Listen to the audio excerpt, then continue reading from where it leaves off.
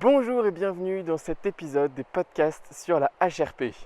Aujourd'hui, nous sommes à Viella, c'est une ville en Espagne qui a visiblement un PLU qui est très détaillé parce que comme vous pouvez le voir, toutes les toitures sont absolument les mêmes, en tout cas ont la même teinte de couleur. Ça donne une ville qui est très marrante, très jolie, très harmonieuse. Ça a l'air d'être une station de ski un peu haut de gamme et c'est très sympa de revenir en fait en ville, surtout aussi mignonne que ça, après avoir passé à peu près 2 semaines dans la nature à marcher plutôt vers les sommets quoi. Là de revenir un peu dans les vallées comme ça, c'est aussi agréable. On est en jour de pause aujourd'hui, on fait une pause après pour ma part à peu près 11 jours de marche et les autres plus de 2 semaines. Voilà, comme ça au moins on recharge les batteries parce que demain on s'attaque à un sommet qui est à plus de 3000 mètres, donc on aura quasiment 2000 mètres de D+, dans la journée.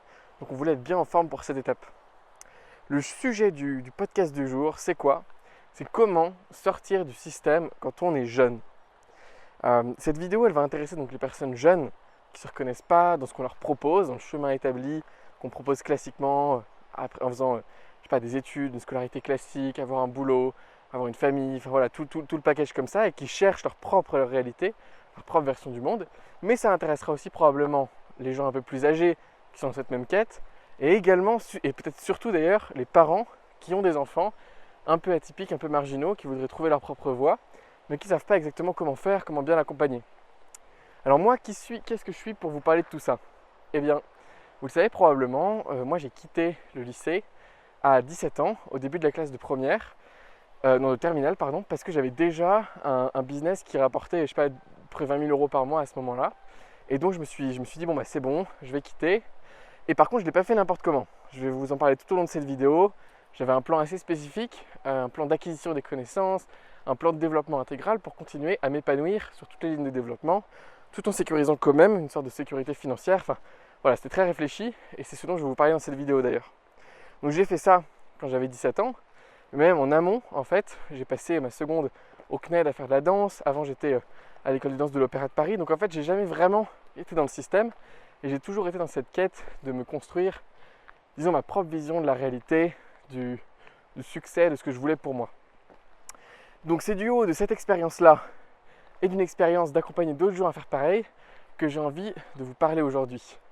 Une des autres raisons qui me pousse à faire cette vidéo, c'est parce que en fait, je reçois des dizaines de messages chaque mois de personnes, soit qui aimeraient mes conseils ou du coaching ou que je parle à leurs parents pour les aider à en fait, voilà, sortir du système classique, mais qui ne savent pas exactement comment faire, ils ne savent pas si c'est fait pour eux, soit des messages qui me rendent un peu triste de gens qui ont suivi cette voie d'aller dans le fait de définir leurs propres règles et qui ont échoué, tout simplement. Ça fait 2 ans qu'ils essayent de faire marcher un business, leurs parents sont impatients, ils n'y arrivent plus, ils ne croient plus en eux, ils n'ont plus de confiance et à la fin, ils songent à retourner dans un chemin plutôt classique, mais ils sont en dépression. Et ce genre de message m'attriste énormément et c'est pour ça que je me suis dit, bon, il est d'une importance capitale que je fasse une vidéo qui vienne peut-être nuancer une autre vidéo que j'avais déjà faite il y a 2 ans sur comment avoir son bac mention très bien sans aller au lycée pendant toute une année en révisant seulement 20 heures. Chose que j'ai fait pour avoir mon bac. Donc voilà, cette vidéo, en fait, comment elle va se décomposer? Ça va être une vidéo assez longue, je pense, sans cut, où je vais d'abord vous parler de ce qu'il faut garder en tête avant de se lancer sur cette voie et quelles sont les raisons qui pourraient nous pousser à aller vers cette voie de designer son propre chemin, disons. Ensuite, je vous parlerai de peut-être voilà, quel plan, en fait, comment faire un plan pour sortir du système et qu'est-ce qu'il faut prendre en compte, qu'est-ce qu'il ne faut pas oublier de mettre dans ce plan et ainsi de suite. Et ensuite, je vous parlerai de voilà, comment peut-être une réalité plutôt économique, comment est-ce qu'on peut faire avec ça et les modèles mentaux qu'il faut garder en tête pour prendre nos décisions quand on est en tout cas jeune et qu'on va sortir du système. Bon, la première des choses que j'ai envie de dire sur ce sujet, c'est il ne faut pas partir contre quelque chose. Beaucoup des personnes que je vois qui veulent sortir du système veulent en sortir parce qu'elles ont la narration et la croyance « l'école me fait perdre mon temps », l'école ne m'apporte rien et c'est pas là que je vais m'épanouir. Ça, c'est des croyances. Et ces croyances, elles sont fausses. Ok ? Vous les avez, mais il ne faut surtout pas que ce soit le déclencheur d'une décision. Parce qu'une décision qui prend son terreau dans quelque chose qui va contre autre chose, qui est donc une aversion envers quelque chose, c'est toujours une décision qui n'est pas holistique, qui n'est pas intégrale, qui ne va pas vers voilà, notre intuition, notre vision, l'élan de la vie, ce qu'on veut, quoi. C'est une décision qui est mauvaise, selon moi. Si je regarde en fait moi mon chemin avec l'école, même si au moment où j'ai quitté l'école j'avais cette croyance, l'école m'apprend rien, elle me fait perdre mon temps, etc. En réalité, c'est une expérience qui a eu autant de positifs que de négatifs, mais exactement autant. C'est-à-dire que oui, effectivement, elle ne m'a pas fait évoluer intellectuellement. Je pourrais faire une vidéo entière sur les critiques de l'école qui nous transmettent une vision biaisée du monde, où 80% de ce qu'on nous enseigne est complètement faux, erroné, ou avec des mauvais biais de narration et de transmission, donc plus les systèmes de transmission qui ne sont pas bons. Voilà, on pourrait dire tout ce qu'on veut, mais en réalité, l'école m'a apporté autant de bons que de mauvais. Par exemple, elle m'a permis de me forger un sens critique sur les connaissances. Elle m'a permis de me donner un cadre référentiel qui m'a permis ensuite d'évoluer dans mes propres concepts et pouvoir me construire intellectuellement. Elle m'a également donné une construction assez solide de comment est-ce qu'on se faisait des amis.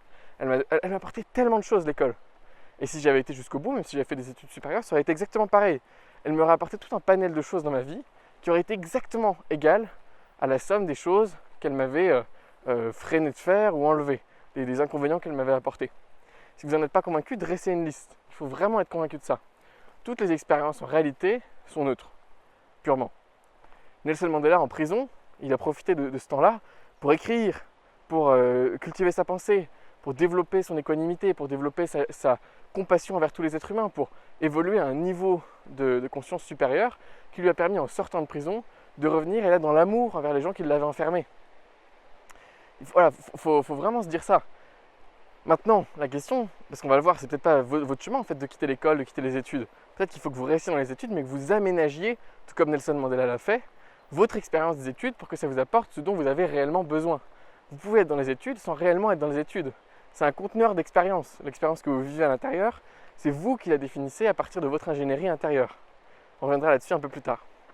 Donc voilà, première étape, voilà, soyez conscient que si votre décision là actuellement part non pas d'une envie, d'une vision, un truc, putain j'ai envie de devenir telle personne, mais qu'elle part plutôt d'un rejet, oh l'école ça m'apporte rien, l'école c'est de la merde, le machin c'est de la merde, je veux faire tout moi-même, alors cette décision il faut pas la prendre, ou il faut la laisser maturer pour qu'elle parte d'un autre terreau. Mais pour le moment le terreau il n'est pas fertile et il n'y a rien qui poussera dessus.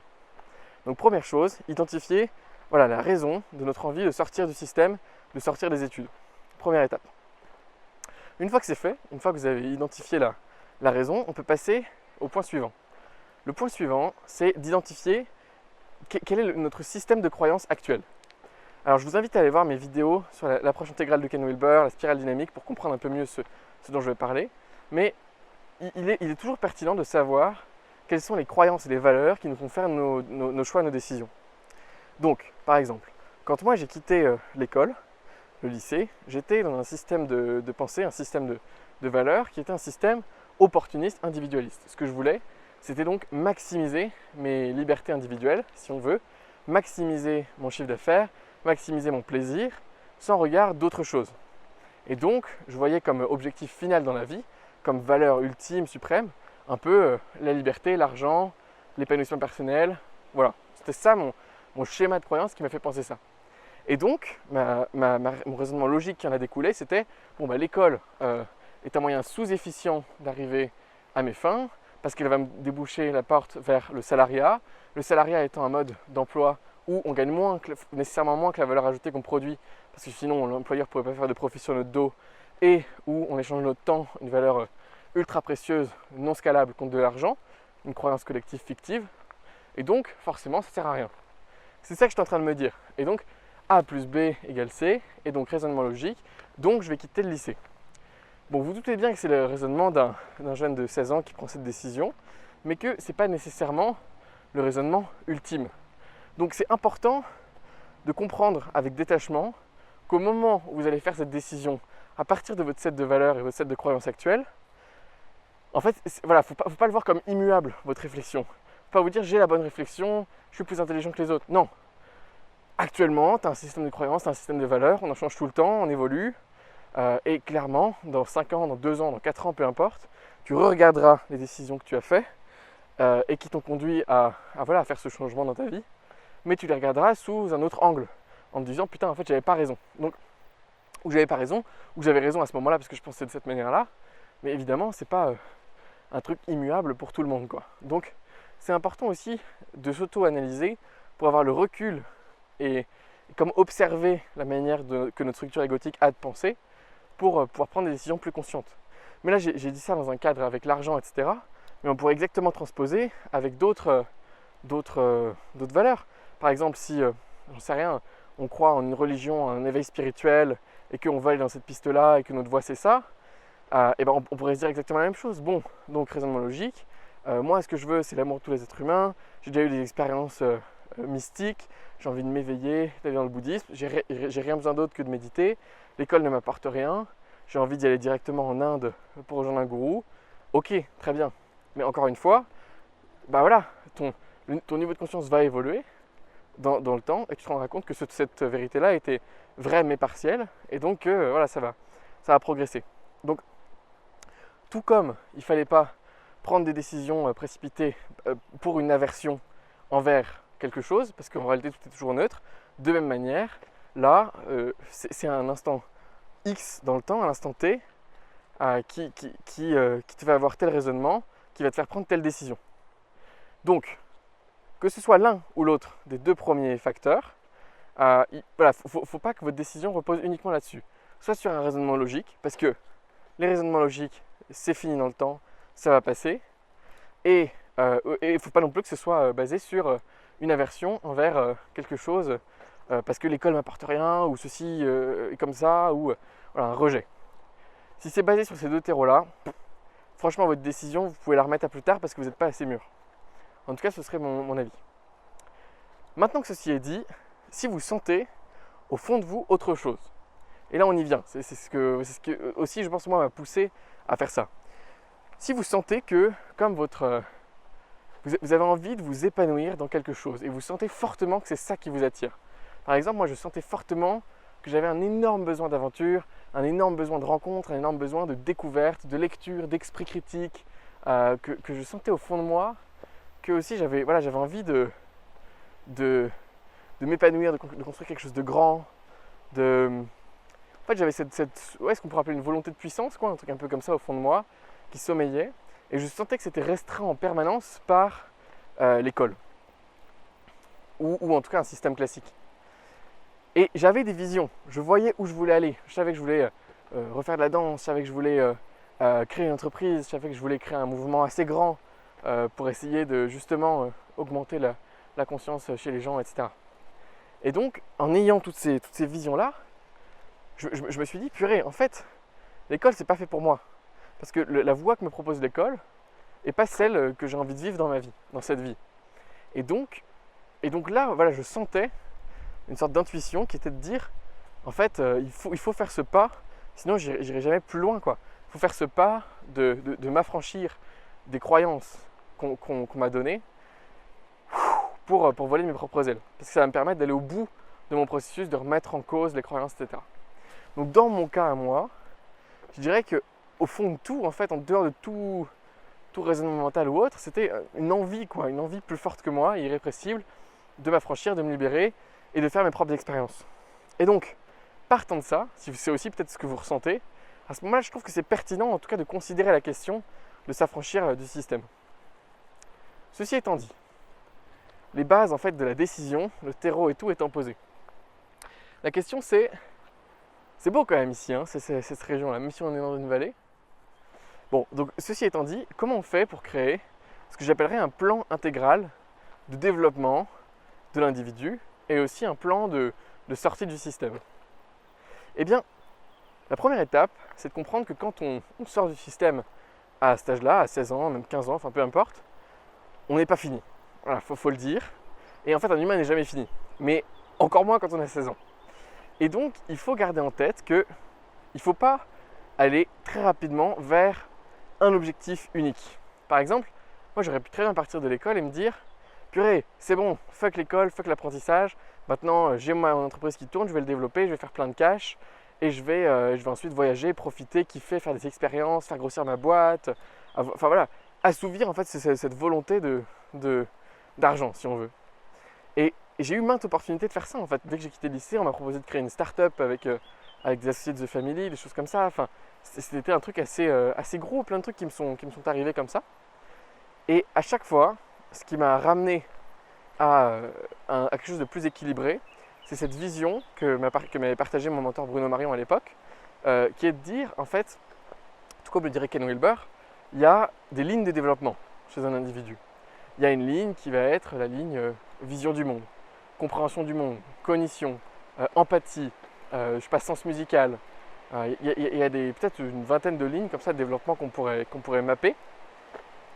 Et il faut en fait être au clair sur le fait qu'on n'est qu'une merde dans la plupart de ces lignes-là et qu'il faut entreprendre des actions concrètes pour se développer. Il faut également comprendre que si on s'enferme dans un cadran, le cadran de l'entrepreneuriat ou le cadran d'autre chose, ou des choses comme ça, on ne sera pas une belle personne, une personne complètement développée, complètement fonctionnelle dans le monde. Et donc, il faut prévoir son plan de développement en amont, avant de faire la décision de quitter le lycée ou autre, pour être au clair avec le fait qu'on va pouvoir bien se développer correctement. Donc par exemple, comment j'ai fait ? Eh bien, je me suis dit, purée, moi j'ai envie d'être une sorte d'homme ou de femme des Lumières du 21e siècle. Je me suis déjà fait bâcher sur LinkedIn avec l'expression homme des Lumières du 21e siècle. On pourrait dire personne de la Renaissance intellectuelle du 21e siècle, bon peu importe. Mais j'avais envie d'être vraiment cette topologie de personne, polymathe, curieuse, etc. Donc avec cette vision en tête, je me suis dit, purée, quel est le plan de développement intégral que j'aimerais faire ? Et donc j'ai commencé à réfléchir. Ok, je me suis dit déjà, bon, première des choses, il faut que je garde des choses dans le beau, en lien avec l'art et l'inspiration. Et donc je me suis dit, la première des choses que je vais faire, ça va être de prévoir des voyages qui vont me faire découvrir des parties du monde et des monuments, des cultures qui sont propices à l'émerveillement, à l'épanouissement d'un sens du beau, de l'inspiration intérieure, etc. C'est le premier truc que je me suis dit, donc dans le beau. Ok, du coup j'ai commencé à planifier ça, des choses. J'ai aussi eu des livres très inspirants, des livres qui m'ont fait évoluer dans mon inspiration personnelle. Je suis allé voir des pays, des voyages, des musées et autres qui m'ont fait évoluer dans ce cadran-là. Ensuite, je me suis dit, ok, en plus du beau, il va me falloir que j'évolue quand même dans le vrai, dans les connaissances. Parce que là, actuellement, je devrais être une période de ma vie où, avant de commencer à créer du contenu, faire machin, faire truc, je devrais être en train de passer 80% de mon temps à me former, à apprendre. Or là, si je quitte l'école, c'est pas pour devenir un teubé qui évolue plus après ses 16 ans. Non, c'est pour devenir quelqu'un qui évolue encore mieux par lui-même. Et donc je me suis dit, quels sont les livres que j'ai vraiment envie de lire ?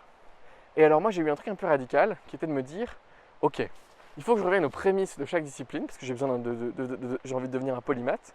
Et donc il faut que j'apprenne toutes les bases de toutes les disciplines. Donc j'ai commencé par la biologie et j'ai appris un livre de 1600 pages de biologie par cœur. Alors là je me souviens pas de tout mais j'ai encore toutes les flashcards, je pourrais m'en souvenir par cœur très facilement. C'est comme si j'avais passé une licence de biologie en autodidacte. Bam. Ensuite je me suis dit je vais faire pareil pour la physique. La physique, j'ai commencé mais j'ai pas fini.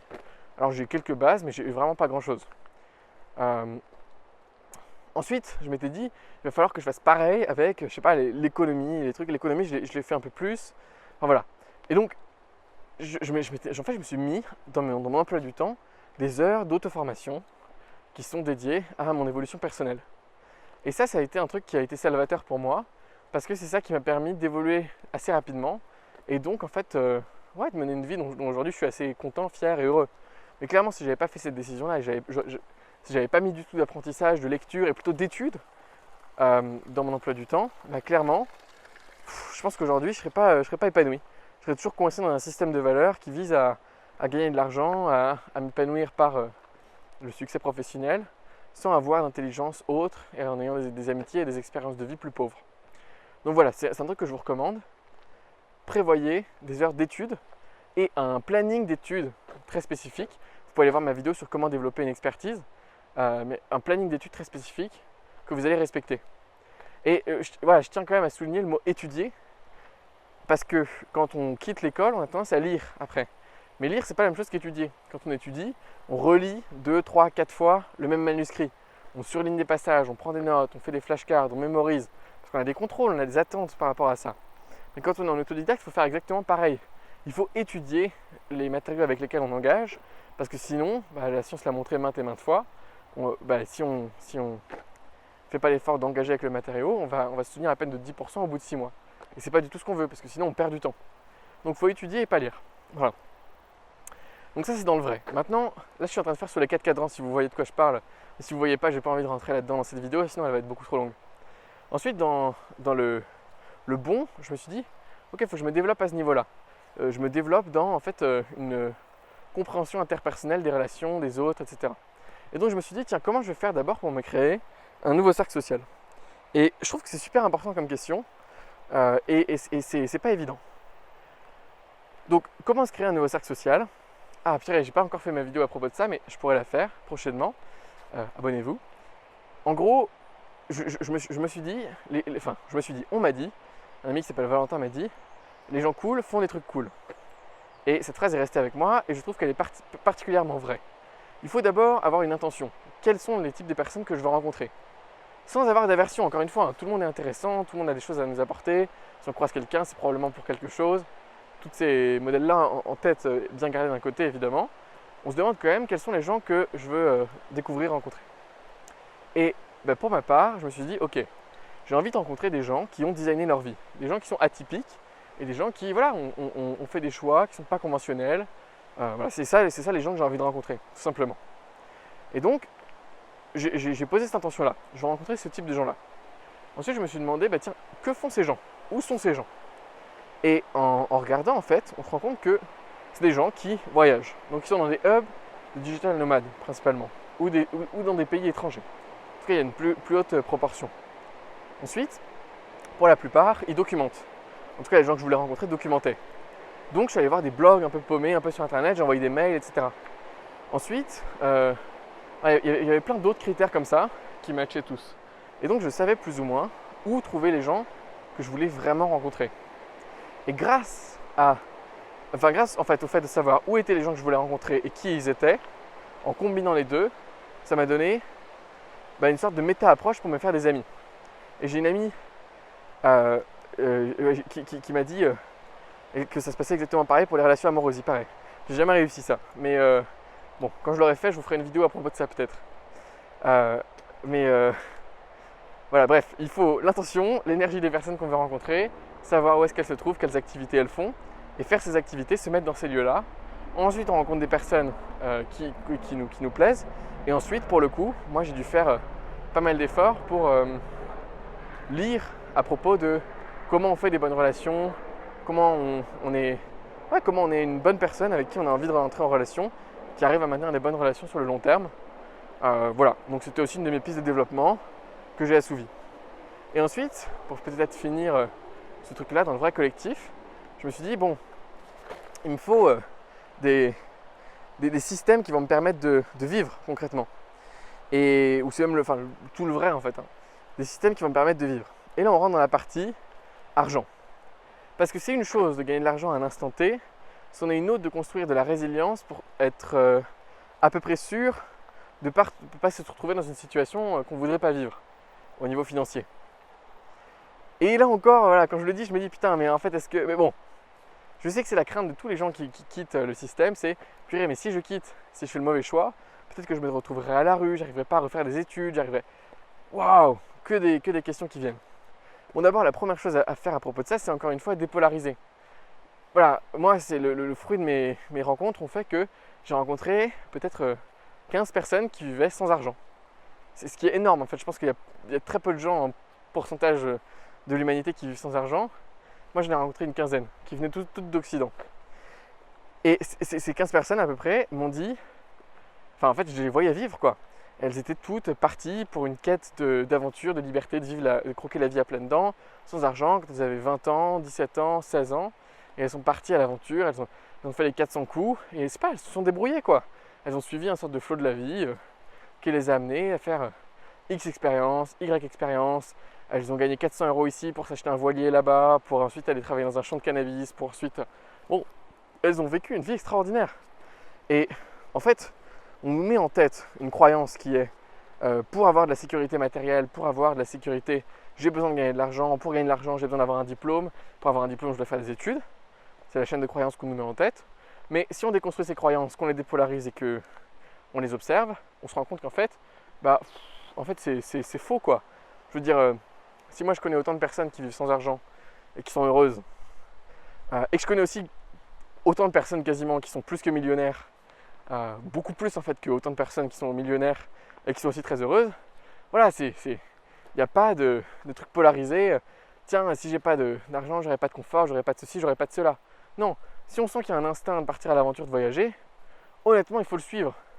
Après, voilà, si on a envie et si on a envie de mettre les moyens en face des envies, honnêtement, aujourd'hui, moi, je pourrais refaire des études demain. Actuellement, là, j'apprends la génétique sur un cours qui est à Harvard en ligne, mais ça marche très bien aussi.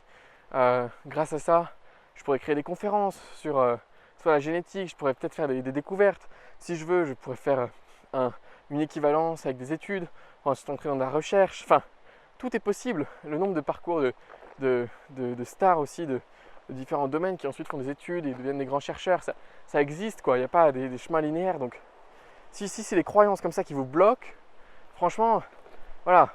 Il y a un moment, les croyances, faut les observer, il faut leur dire adieu, il faut se mettre dans un état de gratitude et il faut y aller quoi. Donc voilà. Tout ça pour dire que pour revenir à cette partie, construire des systèmes quand même pour avoir une sécurité financière et de l'argent, moi j'en avais besoin parce qu'à l'époque j'avais cette croyance que purée, si j'ai pas d'argent ça va être compliqué, mes parents ils me disent qu'il faut de l'argent, mes grands-parents ils me disent qu'il faut de l'argent, tout le monde. Donc bon, s'il faut de l'argent, il faut que je mette en place des systèmes. Mais voilà, je tiens quand même à préciser, c'est pas du tout nécessaire et ça reste une croyance qu'il faut de l'argent pour vivre. En réalité, c'est une croyance collective qui n'a pas tant d'années que ça et on peut toujours se débrouiller pour trouver de l'argent, il n'y a pas de problème. Voilà. Donc pour revenir maintenant au système que j'ai mis en place pour avoir de l'argent, voilà moi ce que je me suis dit. Je me suis dit d'abord, là je vais reprendre un modèle mental qui a été créé par Nassim Taleb dans son livre Le Signe Noir, l'extrémistan et le médiocristan. En fait c'est aussi ce que pourrait dire Naval Ravikant avec le mot scalable et non scalable.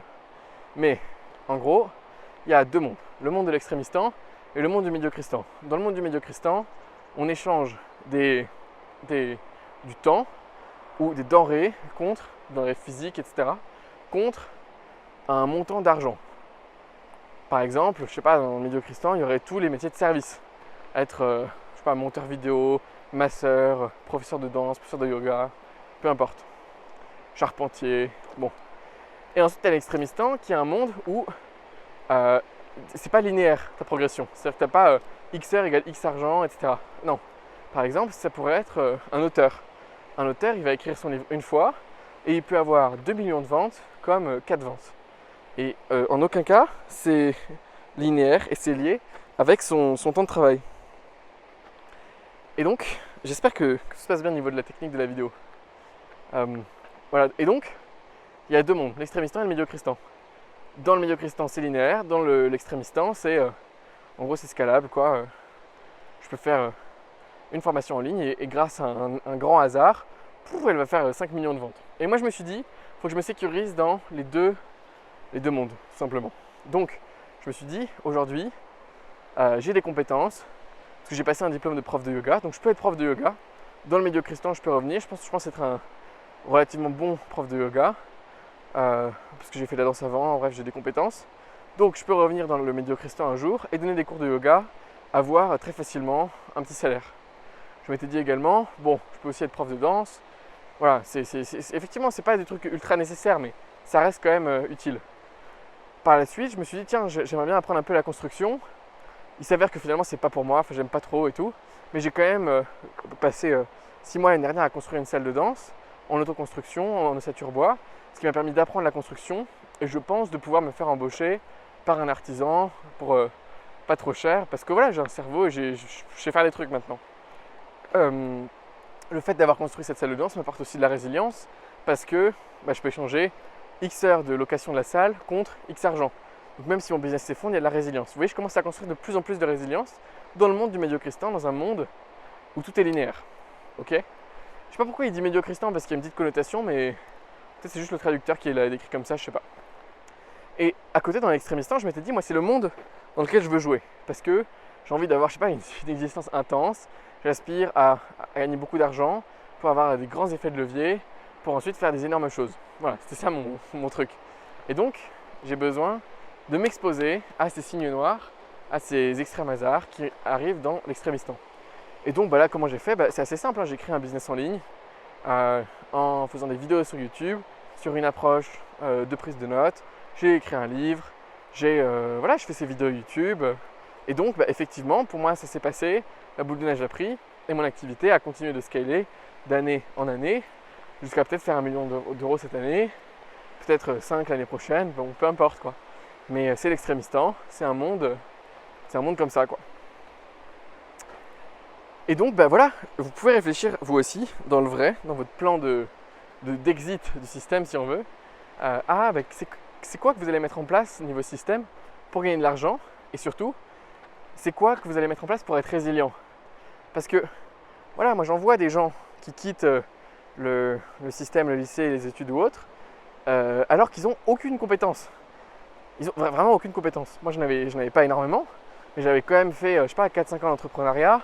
Au moment où j'ai quitté, je gagnais déjà beaucoup d'argent, j'avais fait de la danse, j'avais des compétences en anatomie. Voilà, je lisais énormément. Il y avait un background en fait, si on veut. Et j'avais une méthode de prise de notes qui était innovante sur le marché français et anglais. Et donc, j'avais des bases que je pouvais monétiser et autres. Mais je vois trop de gens là aujourd'hui qui quittent leurs études et autres pour faire des clones de Alexandre Hormozy qui consistent simplement à en gros apprendre aux gens comment faire de l'argent alors qu'ils ont généré 500 € de chiffre d'affaires à tout casser dans leur vie. Et ça, pour moi, c'est pas une vie, c'est pas une bonne décision. C'est une décision qui est prise, pour le coup, si on revient au début, dans un système de croyance orange, c'est-à-dire opportuniste, qui vise à maximiser son chiffre d'affaires et autres. Oh, pardon, excusez-moi, il y a un peu de vent là, je pense. Qui a été pris dans un truc opportuniste, en aversion par rapport à un système qu'on rejette complètement et qui est complètement polarisé pour soi. Et c'est effectivement une décision. Si on rajoute à ça le manque de compétences et souvent le manque d'intelligence pour réussir à faire marcher un business, c'est une décision qui est débile. Donc c'est pour ça que quand je vous dis penser au système à tous les niveaux, dans tous les mondes, pour réussir à gagner de l'argent, je le pense vraiment. Pensez non seulement au système que vous pouvez créer dans l'extrémistan, donc un business, une méthode ou autre, mais pensez également au système dans le médiocristan. Qu'est-ce qui va vous apporter de la résilience dans le cas où il y a, un effondrement de votre business, tout simplement. Et c'est toujours bien d'en avoir, parce que pour le coup, et ça je peux vous le dire, les personnes que j'ai rencontrées qui voyageaient le monde sans argent, elles avaient pour la plupart des compétences concrètes, qu'elles ont peut-être construites en voyage, mais qu'en tout cas qu'elles avaient prévu de construire. Par exemple, ça pouvait être des chamans, des gens qui, avaient une très grande connexion en médecine, aux cérémonies, au cacao ou autre, et qui faisaient des très belles cérémonies, qui faisaient 10 000 € en cash par cérémonie. Ou bien, donc ça c'est peut-être l'élite des gens qui voyagent sans argent. Mais bon, elles font 2 retraites par an et ça leur suffit quoi. D'autres avaient une très grande compétence pour la voile. Et donc elles donnaient des cours de voile. D'autres avaient une compétence pour le yoga. Elles donnaient des cours particuliers du yoga dans les villes où elles allaient. En allant dans les studios, elles avaient une stratégie bien rodée. Chacun avait ses petits systèmes D pour gagner de l'argent comme ça. Il faut que vous ayez les vôtres. Voilà, vraiment. Donc voilà pour les systèmes, le plan intégral. Si vous voulez, si vous voyez le truc un peu. On avait donc, dans le beau, continuer à s'inspirer, continuer à développer l'inspiration intérieure. Qu'est-ce qui va nous émerveiller en tant qu'humain. Voir aussi peut-être son développement spirituel, ce qui est assez important. Son développement personnel, comment je vais continuer à le développer. Peut-être donc les livres qu'on va lire à ce niveau-là, les expériences de développement personnel de vie qu'on va pouvoir faire, des retraites de méditation, des choses comme ça, au moins une par an. Les expériences, les livres, etc. Ensuite, peut-être aussi on peut voir le côté physique, c'est que ça va être quoi que je vais faire comme sport, à la place du sport qu'il y a dans les études. Le cercle social, on en a parlé, les stratégies pour acquérir de nouveaux amitiés, les systèmes financiers pour soutenir son mode de vie, et ensuite les envies de voyage qu'on a envie de faire. Enfin voilà, il faut faire un plan intégral, c'est ça mon truc. Et ensuite le second point qu'on a moins abordé, c'était il faut avoir des lignes de développement qui évoluent tout en même temps. Donc c'est pas seulement la ligne argent qui va évoluer vite, non, il faut que ce soit argent, mais aussi qu'on développe nos relations, et qu'on développe notre empathie, et qu'on développe notre connexion spirituelle à plus grand, et qu'on développe des dizaines de choses en même temps. Et ça, c'est vraiment important de le considérer, de le développer. Voilà. Pour poursuivre cette vidéo, il y a un modèle mental qui, moi, me plaît énormément. Et ce modèle mental, c'est Bruno Marion qui me l'a communiqué. Et il est simplement de dire, en fait, il y a des choses qu'on peut faire à 17 ans, 20 ans, qu'on ne peut plus faire à 50 ans. Et ça devrait être un de nos vecteurs de choix principaux. Par exemple, là aujourd'hui j'ai plein d'envies. J'ai envie de faire du cyclisme, j'ai envie de m'installer à un endroit, j'ai envie de devenir chercheur en génétique, j'ai envie de faire de la danse à Londres, j'ai envie de avoir une... Ok, j'ai plein d'envies. Maintenant la question c'est comment prioriser, comment savoir quoi faire, comment... Il y a des choses qu'on peut faire à 17 ans qu'on ne peut pas faire à 40 ans. Et moi aujourd'hui à 20 ans là, je me dis, ok, qu'est-ce que j'ai envie de faire? Et surtout qu'est-ce que je pourrais plus faire après?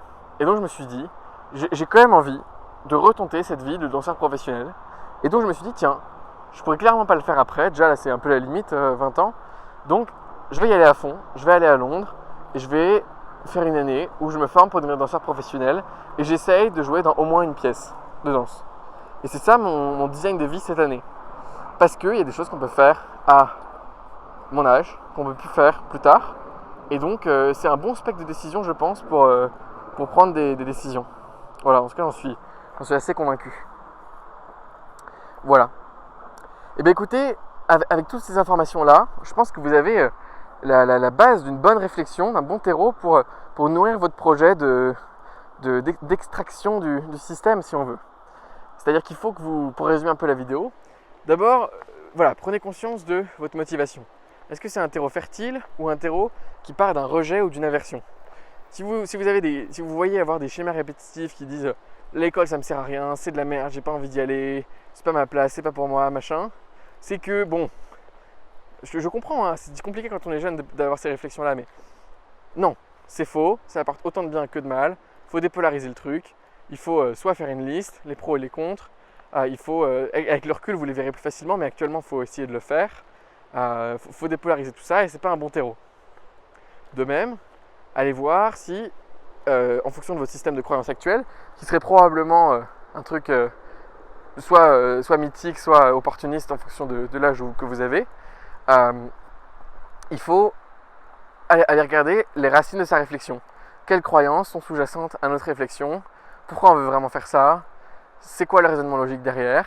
Et si on voit que c'est un raisonnement logique qui est un peu bas niveau et qu'on observe les croyances qui sont sous-jacentes au raisonnement, c'est que pareil, c'est une mauvaise décision. C'est pas une décision qui est vraiment ressentie.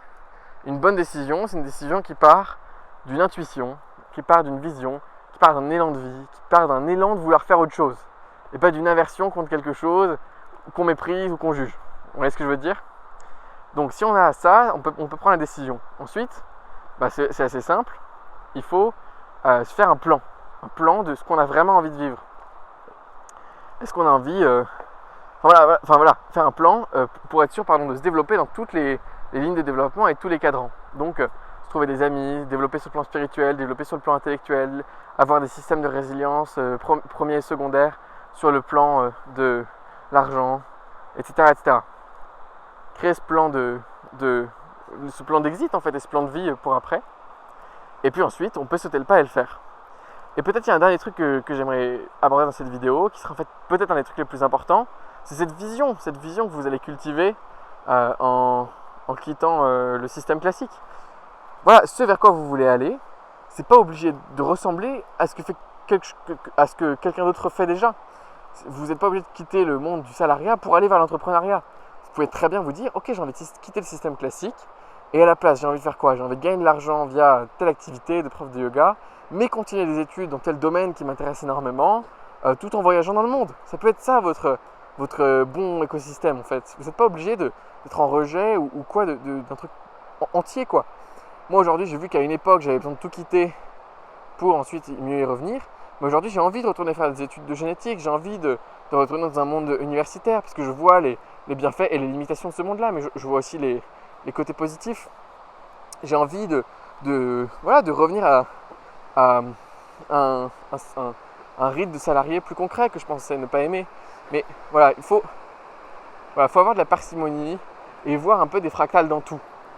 Plus vous pensez de manière duelle, je veux pas faire ça, il faut que je fasse ça ou autre, moins ça vous emmènera loin quoi.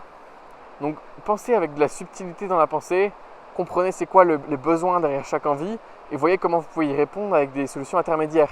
Pensez un peu plus en fractal qu'en grand bloc, si on veut. Voilà. Et n'hésitez pas à rêver.